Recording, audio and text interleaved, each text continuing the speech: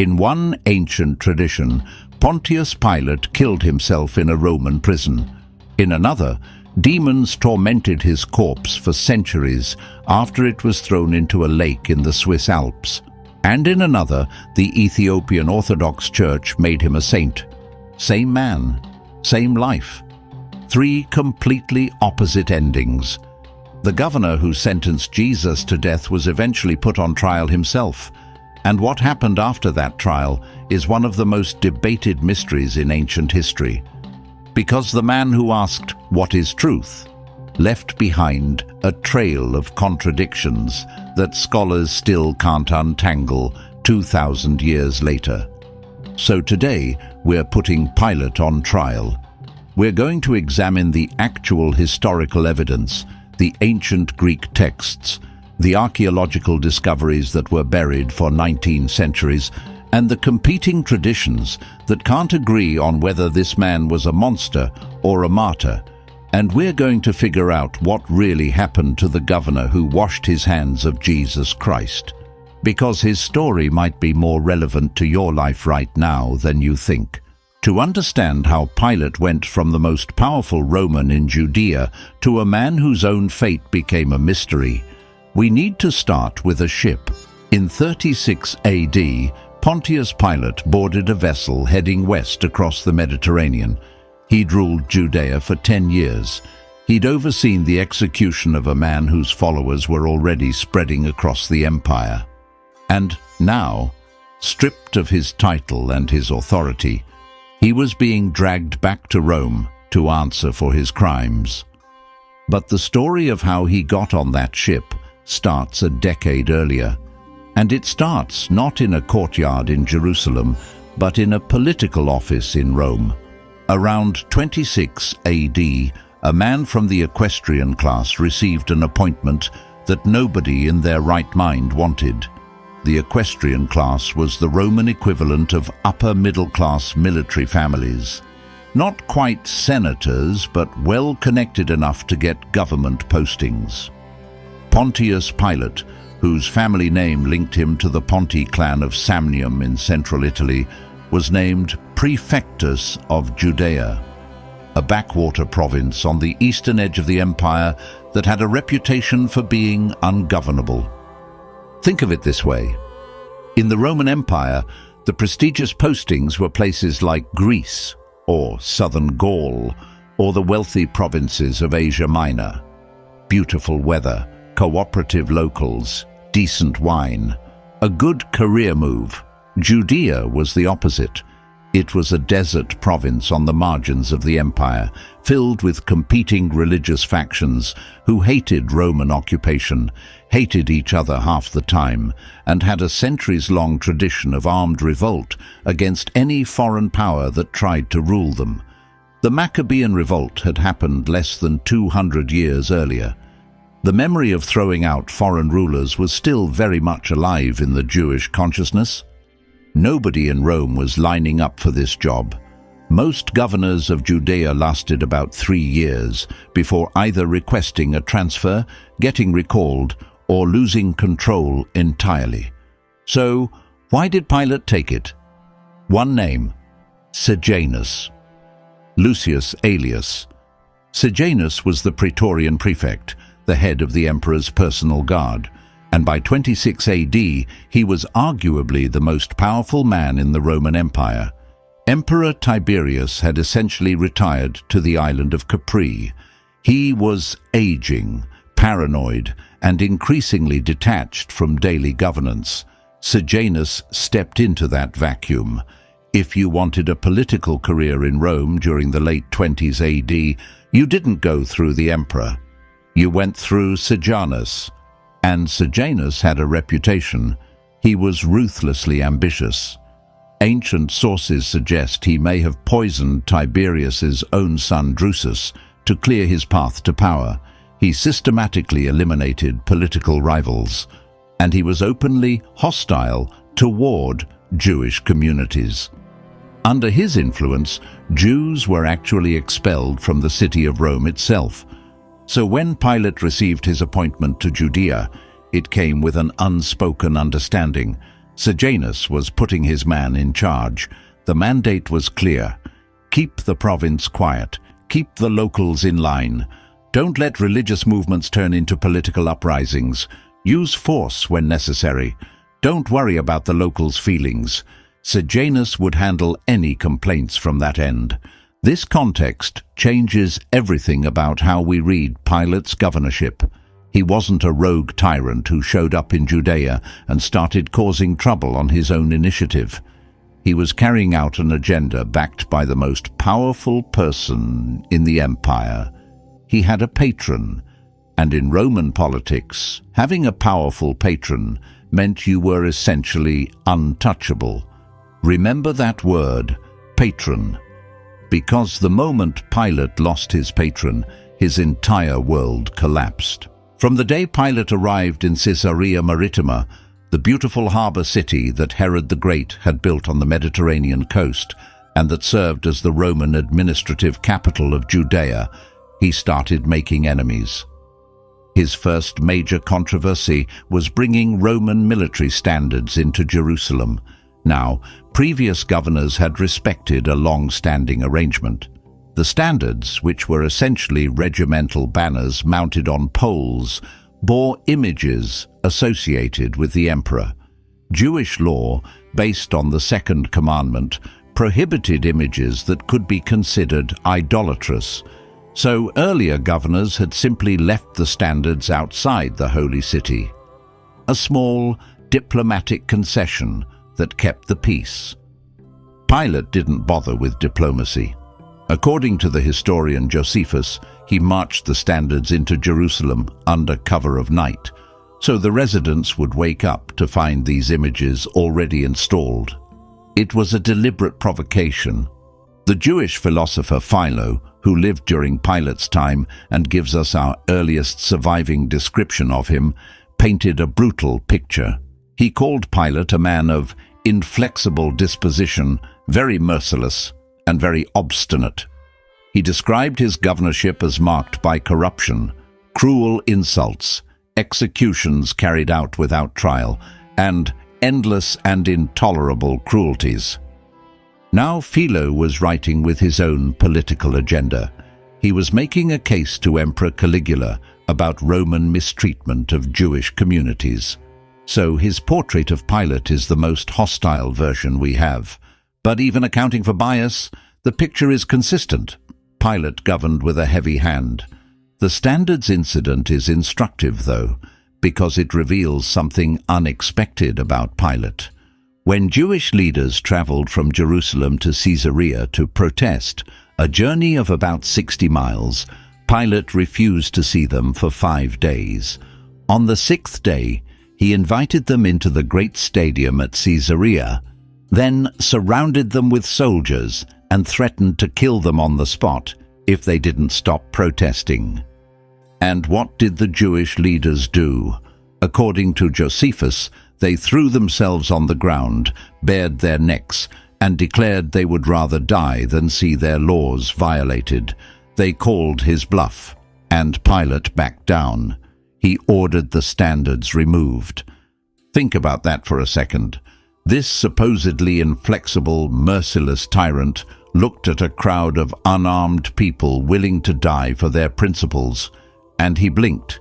He did the political math, realized that a mass execution of peaceful religious protesters would create more problems than it solved, and reversed his decision. That tells us something crucial about Pilate's character. He wasn't a mindless brute. He was a calculator, a political animal who constantly weighed risks against rewards, measured consequences, and adjusted course when the numbers didn't add up. He was stubborn, yes, cruel probably, but above all he was strategic. And this matters because that same calculating nature is exactly what we see playing out in the most important moment of his career, the morning he met Jesus face to face. But before we get there, something happened in Rome that changed everything. In October of 31 AD, Emperor Tiberius, who had been quietly watching events from his villa on Capri, decided he had waited long enough. He had Sejanus arrested, tried, and executed for treason on the same day. The aftermath was devastating. Sejanus's children were killed. His allies were purged throughout the government. Anyone who had been closely associated with him became an immediate target for investigation. The message was clear. If you had risen through Sejanus's patronage, your political career was now a liability. Put yourself in Pilate's position for a moment. You're sitting in Caesarea, thousands of miles from Rome. You get word, probably weeks after it happened, that the man who gave you your job, the man who shielded you from political consequences, the man whose agenda you've been faithfully executing for 5 years, has just been dragged through the streets of Rome and strangled. Every aggressive decision you made under Sejanus's protection now looks different. Every complaint that Jewish leaders or Samaritan leaders had filed against you, complaints that Sejanus would have buried, can now reach the emperor directly. Every act of force, every execution without trial that Philo described, every diplomatic provocation is potential evidence that you were Sejanus's man, and being Sejanus's man is now the most dangerous thing you can be in the Roman Empire. Pilate was politically naked, exposed, vulnerable in a way he hadn't been since the day he took office. Some scholars, including Brian McGing and Helen Bond, argue we shouldn't overstate the Sejanus connection, but others believe it's the key that unlocks Pilate's behavior during the trial of Jesus, which took place approximately 2 years later. And when you look at the details of that trial, the Sejanus theory becomes very hard to dismiss. It's approximately 33 AD, the week of Passover. Jerusalem is swollen with pilgrims, maybe 2 or 3 times its normal population, packed into narrow streets, buzzing with religious fervor and political tension. Roman soldiers are on high alert because Passover celebrations have a way of becoming anti-Roman demonstrations. Early in the morning, the Jewish authorities bring a prisoner to the Praetorium, the governor's headquarters. And this is where John's Gospel gives us the most detailed account of what happened between Pilate and Jesus. Now, I need you to pay attention to a single word in this exchange, because what I'm about to show you changes the entire scene. In John chapter 18, verse 37, Jesus tells Pilate that he came into the world to bear witness to the truth, and everyone who belongs to the truth hears his voice. Pilate's response in verse 38 is the most famous question in the history of Western civilization. What is truth? In English, that sounds like a philosophical question, maybe even a cynical one. A jaded politician who doesn't believe in truth anymore. That's how it's usually read. But the word John uses for truth in the original Koine Greek is aletheia, and aletheia doesn't mean what you think it means. In English, we think of truth as correct information, a statement that corresponds to facts, something you can prove in a courtroom. But the Greek word aletheia is built from 2 components. The prefix a is a negation, meaning not or un, and lethe comes from the same root as the river Lethe in Greek mythology, the river of oblivion and forgetfulness that the dead were said to drink from in order to forget their previous lives. So aletheia literally means unforgetting or unconcealment, the removal of what has been hidden, the uncovering of what has been buried. In Koine Greek, truth is not a thing you hold in your hand. It's not a noun sitting passively in a box waiting to be examined. It functions more like a verb wearing a noun's clothing. It's an active, ongoing process of bringing reality out of hiding, of refusing to let what is real stay concealed. When Jesus says everyone who is of the aletheia hears my voice, He's not saying everyone who has the right facts agrees with me. He's saying everyone who lives in the ongoing practice of unconcealment, of bringing hidden reality into the open, recognizes what I am. And here's the contrast that breaks this scene wide open. Pilate was a Roman. Romans didn't think in terms of aletheia. Their word was veritas, which is the root of our English words verify and verdict. Veritas was courtroom truth, provable facts, evidence, the kind of truth you use to win arguments and convict criminals. Pilate heard the word truth, and his Roman brain heard veritas, provable facts, evidence he could evaluate, which is why his question makes perfect sense from his perspective. What is veritas means, what evidence do you have? What facts can you present to this court? But Jesus wasn't offering veritas.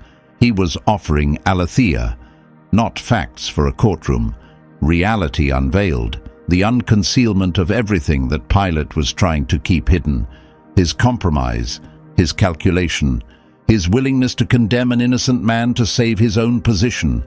Aletheia stands in front of you and says, "Stop hiding." And that's terrifying. That's far more dangerous than any courtroom evidence. Now stop for a second and think about this in your own life. How many times have you been standing face to face with an aletheia moment? Not a fact, not information you can file away, but a reality about yourself, about a relationship, about a decision you've been avoiding that's trying to come out of hiding. Maybe you already know the relationship isn't working. Maybe you already know the job is destroying you. Maybe you already know what God is asking you to do, and you've been treating it like a philosophical question when it's actually a personal invitation. Pilate's question, "What is truth?" wasn't a real question. It was a dodge. It was his way of turning an encounter with reality into an intellectual exercise so he didn't have to act on it. And if you've ever said, "I'm still figuring things out," or "I'm still processing about something you already know the answer to," you've asked the same question Pilate asked. You've turned aletheia into veritas. You've turned unconcealment back into something you can analyze from a safe distance. The difference between Pilate and the people who followed Jesus was not intelligence. Pilate was probably smarter than most of them. The difference was what they did when aletheia showed up. Now let's get into the political mechanics of the trial, because there's a detail in John's Gospel that changes the entire scene when you understand it. John chapter 19, verse 12. The crowd shouts at Pilate, "If you release this man, you are no friend of Caesar." In English, that sounds like a vague political warning, but in Roman political language, friend of Caesar, or amicus Caesaris, wasn't just a figure of speech. It was an actual honorary title. Being designated a friend of Caesar meant you had imperial favor, imperial protection, and guaranteed political standing. Losing that designation was essentially a career death sentence. And remember the timeline. Sejanus was executed in 31 AD. The trial of Jesus likely occurred in 33 AD. Pilate had been operating without his patron's protection for 2 years. His standing with Tiberius was already uncertain.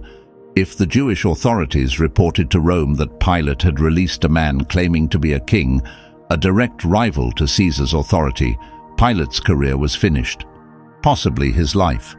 So when the crowd says, "You are no friend of Caesar," they aren't making a casual observation. They're weaponizing Pilate's worst fear. They're saying, "We know you're vulnerable. We know you lost your protector, and we will use that vulnerability against you unless you do what we want." Pilate was trapped. He could see it. And Matthew's Gospel gives us the famous image of what happened next. He took water. He washed his hands in front of the crowd, and he said, "I am innocent of this man's blood." But you don't wash your hands when you're actually innocent. You wash your hands when you know you're guilty, and you want the ritual to carry the weight your conscience won't. Pilate knew Jesus was innocent.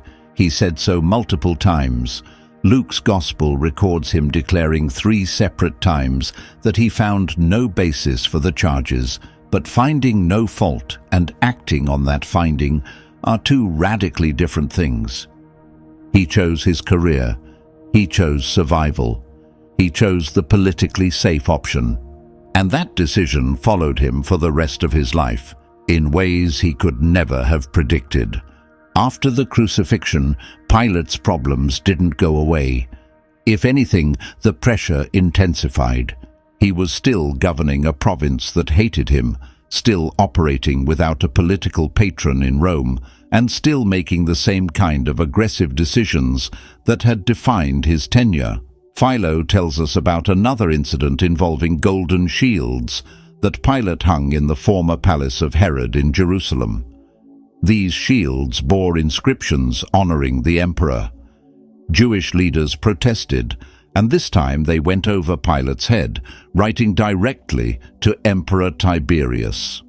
The emperor, according to Philo, sent back a furious letter ordering Pilate to remove the shields immediately.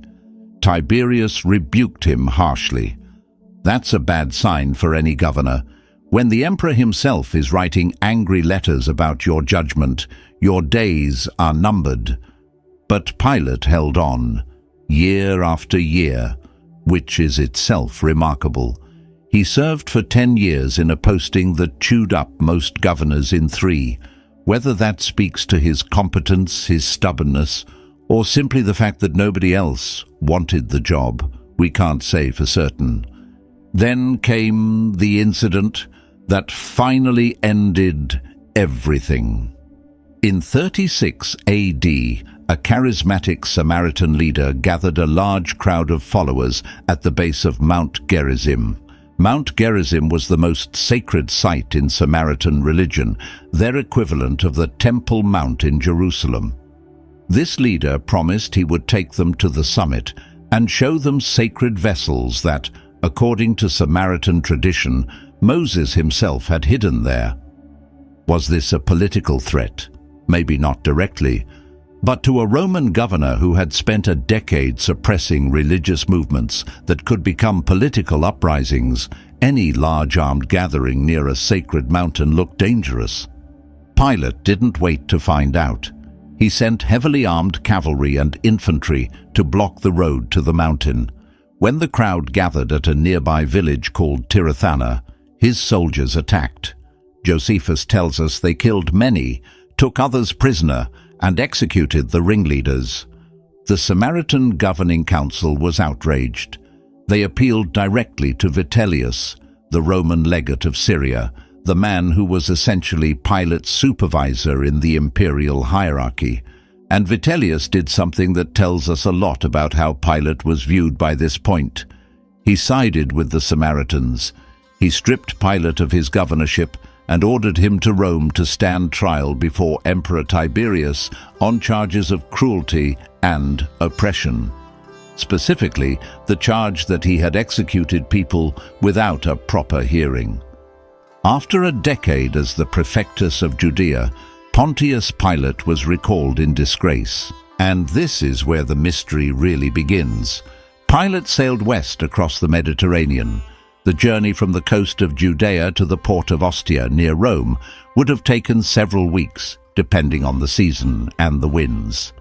By the time he arrived, in early 37 AD, Tiberius was dead. The emperor who was supposed to judge him had died on March 16th, likely before Pilate's ship even reached Italy. The new emperor was Gaius Caesar Augustus Germanicus. The world remembers him as Caligula. Caligula was 24 years old, wildly popular at first, and would eventually become one of the most infamous rulers in Roman history. A man famous for his cruelty, his erratic behavior, and his complete unpredictability. Did Caligula hold Pilate's trial? Did he postpone it indefinitely? Did he simply not care about a disgraced governor from a province that was someone else's problem now? The historical record gives us nothing. Silence. And this silence has driven scholars, theologians, and storytellers to fill the gap for 2,000 years. Let's look at what the ancient sources actually claim. The earliest specific claim about Pilate's fate comes from Eusebius of Caesarea, the church historian, writing around 325 AD. Eusebius says that tradition relates Pilate fell into such misfortune under Caligula that he was forced to become his own murderer and executioner. Suicide. Eusebius frames this as divine justice for the crucifixion, and he dates it to around 39 AD. But here's what's important. Eusebius himself admits he's relying on tradition, not documentation. The historian Paul Meyer has pointed out that this is essentially Eusebius saying, "I've heard this story, but I can't actually verify it." He was having trouble finding evidence. Then there's Celsus, a 2nd century pagan philosopher who wrote one of the earliest intellectual attacks on Christianity. Celsus raised a pointed challenge. If Jesus was really God, he asked, why wasn't Pilate punished for killing him? The implication was clear. As far as Celsus knew, writing about 150 years after the events, Pilate had not suffered any dramatic downfall. No famous execution, no well-known suicide. Nothing that Celsus, who had every reason to know about it, considered noteworthy. That's a significant piece of evidence. If Pilate had dramatically killed himself or been publicly executed, the story would have been widely known. Celsus would have been aware of it. Instead, his argument assumes Pilate got away with it, which suggests the traditions about divine punishment may have developed later, as the early church tried to answer exactly the kind of challenge Celsus was making. So what do the later traditions actually say? At least 7 ancient texts describe Pilate's fate, and they split into 2 completely different camps. The Western tradition turned Pilate into a villain, haunted by divine judgment. The most dramatic Western account is the Mors Pilati, the death of Pilate, a medieval Latin text that tells a genuinely wild story. In this version, Emperor Tiberius is seriously ill and sends a messenger to Judea to find Jesus, hoping for a miraculous healing. The messenger discovers Jesus has been crucified and brings back a woman named Veronica, who possesses a cloth bearing the image of Christ's face. The image heals Tiberius. Furious at Pilate for killing the healer, Tiberius summons him. But when Pilate appears before the emperor, he's wearing the seamless robe of Christ. And mysteriously, whenever he's wearing it, Tiberius can't bring himself to feel angry. They figure out the robe is causing this supernatural effect. They strip it off him. They execute him on the spot. But the story doesn't end there. When they throw Pilate's body into the Tiber River, terrible storms erupt, and demonic activity terrorizes the area. They fish the body out and try burying it in different locations across what is now France. Same result every time, storms and demonic chaos wherever they put him. According to this tradition, the body was eventually dumped in a deep lake in the Swiss Alps, where it supposedly still causes supernatural disturbances. That's the Western version, dramatic and supernatural, with absolutely no ambiguity about its verdict on Pilate. The Eastern tradition tells a completely different story. And this is genuinely the part that surprises people. The Acts of Pilate, also known as the Gospel of Nicodemus, is a 4th century text that was enormously popular in the early church. In Ethiopia, it still holds what scholars describe as a quasi-canonical status, meaning it's read alongside the actual Gospels during Holy Week. In this text, Pilate is not a villain. He's a reluctant participant who was manipulated by others. After the crucifixion, he investigates the claims about Jesus, gathers testimony from Jewish scholars, and essentially concludes that Jesus was who he claimed to be. He's portrayed not as someone who rejected truth, but as someone who was prevented from acting on it. A 5th century Syriac version goes even further. In this telling, Pilate defends himself before Tiberius by blaming the Jewish authorities. Before his execution, he prays to God, asks for forgiveness, and converts to Christianity. He dies not as a disgraced Roman official, but as a Christian martyr. And the Ethiopian Orthodox Church and the Coptic Orthodox Church took this tradition and ran with it. They venerate Pontius Pilate as a saint. His wife Procula is honored as well. The tradition holds that both of them, along with their children, became believers. In the Martyrium Pilati, an Arabic and Coptic text, Pilate and his family are actually crucified twice, once by the Jewish authorities and once by Tiberius, for refusing to deny their faith. The same man, a suicide in one tradition, a demon-haunted corpse in another, a canonized saint in a third. How do you reconcile these completely contradictory accounts? Honestly, you probably can't. And maybe that's the point, because here's what all of these traditions share, regardless of whether they cast Pilate as a villain or a saint. They are all wrestling with the same question. What does it mean to stand face to face with truth and walk away from it? Can you come back? Is there redemption for that kind of failure, or does the judgment follow you forever? The Western traditions answer one way. If you reject aletheia, destruction follows. You cannot escape the consequences. The water you washed your hands with will rise up and drown you. The Eastern traditions answer differently. Even someone who made the worst possible decision, someone who looked truth in the face and chose political survival instead, can still turn around. The door to repentance doesn't lock from the outside. Aletheia keeps calling, even after you've walked away. Both answers are theologically serious. Both have been held by Christians for centuries, and both of them are speaking directly to something in your life right now. Which version do you need to hear today? Are you someone who's been running from a decision and needs to hear that consequences are real, that you can't keep washing your hands forever? Or are you someone who made a choice you deeply regret, and you need to hear that the door is still open, that it's not too late to answer the question you walked away from? Pilate's story is a mirror, and the tradition that hits you hardest is probably the one that's speaking to where you actually are. Now let's talk about physical evidence. Because in June of 1961, something was discovered that changed the conversation about Pilate forever. An Italian archaeological team led by Dr. Antonio Frova was excavating the ruins of the ancient theatre at Caesarea Maritima. This was the same coastal city where Pilate had his headquarters, the place he called home for a decade, the administrative capital of Roman Judea. During the dig, an archaeologist named Maria Teresa Fortuna Canivet noticed a block of carved limestone that had been reused as a step in a staircase.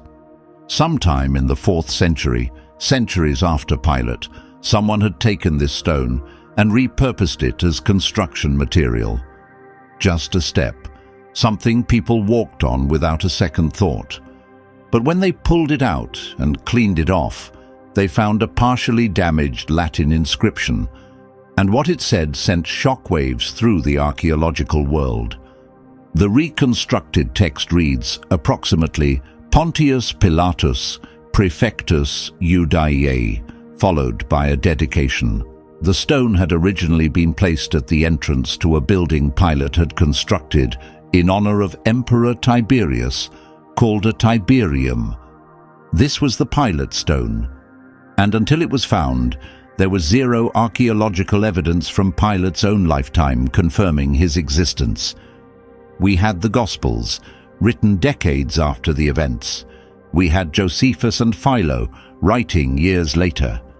We had Tacitus, writing even later still. But nothing contemporary, nothing from the man himself. The inscription confirmed several crucial details. Pilate was real. His official title was Praefectus, not Procurator, which corrected later sources like Tacitus, who got the rank wrong. He was based in Caesarea, exactly where the historical and biblical sources place him, and he built a public building dedicated to Tiberius, which lines up with everything we know about a governor trying to demonstrate loyalty to his emperor. The Pilate stone now sits in the Israel Museum in Jerusalem.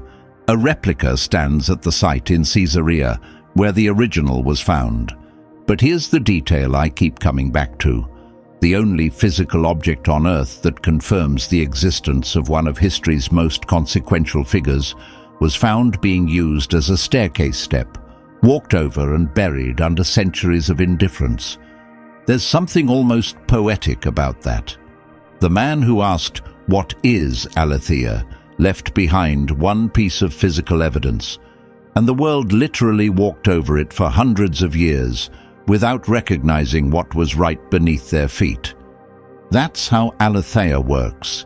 You can bury it. You can repurpose it into something mundane. You can walk over it every day of your life without looking down. But it doesn't disappear. It just waits. And eventually, someone comes along who's willing to dig.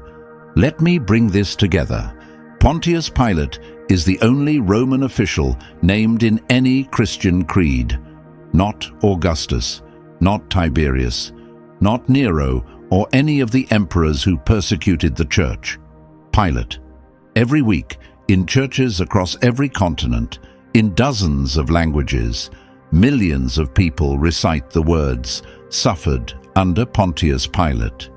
Why? Why does this one provincial governor get permanently installed in the statement of faith? Partly because his name anchors the story in verifiable history. It tells us this didn't happen in a myth. This didn't happen once upon a time. This happened under a specific Roman official, in a specific province, during a specific period that historians can verify. You can visit Caesarea. You can see the stone with his name on it. But there's a deeper reason. Pilate represents something universal. He represents the human being who stands at the crossroads between truth and convenience, between courage and self-preservation, between what is right and what is safe. Every creed that speaks his name is also speaking about us. We all face our Pilate moment, the moment when Aletheia, unconcealment, reality unveiled, is standing right in front of us, and we have to decide what to do about it. And the devastating irony of Pilate's story is this: he sacrificed his integrity to save his career, and his career ended anyway. Within 3 years of the crucifixion, he lost everything. The position he traded his conscience for was stripped from him by the same imperial system he was trying to please. He washed his hands to protect himself, and the water didn't protect him from anything. Every ancient tradition, whether it calls Pilate a villain or a saint, agrees on one thing. The decision he made in that courtyard followed him for the rest of his life. So here's what I want to leave you with. You are going to face a Pilate moment. Maybe you already have. Maybe you're in one right now. A moment where the truth is standing right in front of you, undeniable, and the cost of acknowledging it feels impossibly high. Maybe it's a relationship you know isn't right, but leaving feels harder than staying. Maybe it's a career that's making you someone you don't recognize in the mirror, but the paycheck keeps you quiet. Maybe it's a conversation you've been avoiding because you know once you say it out loud, everything changes. Maybe it's something between you and God, something you've been holding at arm's length because getting honest about it would rearrange your entire life. Aletheia is calling. The invitation to stop hiding from what you already know is real. Pilate's story gives us both warnings at once. First, walking away from truth always has consequences.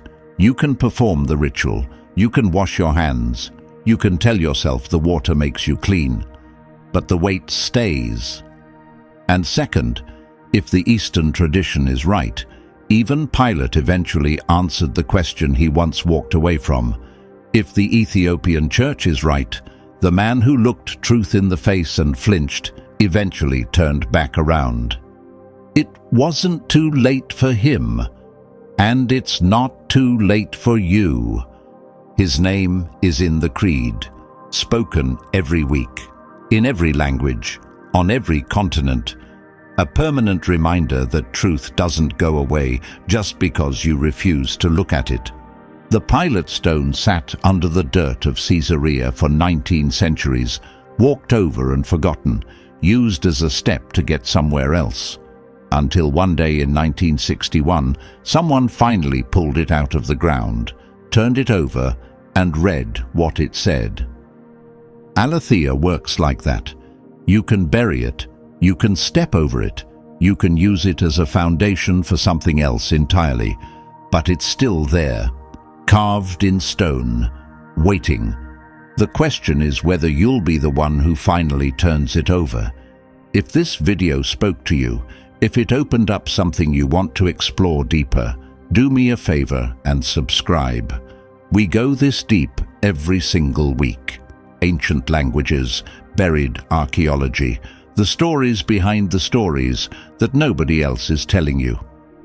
Next week, we're examining another figure who vanished from history at exactly the wrong moment. And a manuscript that was recently uncovered might change everything we thought we knew about what happened to them. I'll see you then.